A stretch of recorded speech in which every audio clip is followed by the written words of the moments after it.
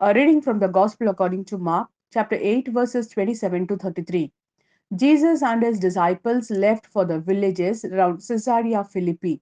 On the way, he put this question to his disciples: Who do people say I am? And they told him, John the Baptist, other Elijah, others again, one of the prophet. But you, he asked them, who do you say I am? Peter spoke up and said to him, You are the Christ. And he gave them strict orders not to tell anyone about him. Then he began to teach them that the Son of Man was destined to suffer grievously and to be rejected by the elders and the chief priests and the scribes and to be put to death and after 3 days to rise again. And he said all this quite openly. Then, taking him aside, Peter tried to rebuke him. But turning and seeing his disciples, he rebuked Peter and said to him, Get behind me, Satan. You are thinking not as God thinks, but as human beings do. First reading, a reading from the book of James, chapter 2, verses 1 to 9.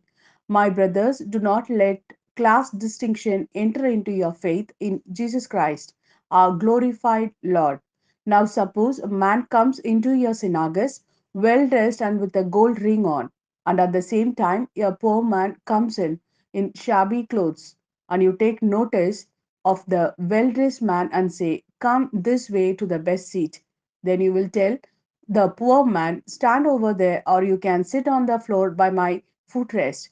In making this distinction among yourself, have you not used a corrupt standard? Listen, my dear brothers, it was those who were poor according to the world that God chose to be rich in faith and to be the heir to the kingdom which he promised to those who love him. You, on the other hand, have dishonored the poor. Is it not the rich who lord it over you? Are not they the ones who drag you into court, who insult the honorable name which has been pronounced over you? Well, the right thing to do is to keep the supreme law of Scripture. You will love your neighbor as yourself. But as soon as you make class distinctions, you are committing sin and under condemnation for breaking the law. This is the word of Lord. Thanks be to God.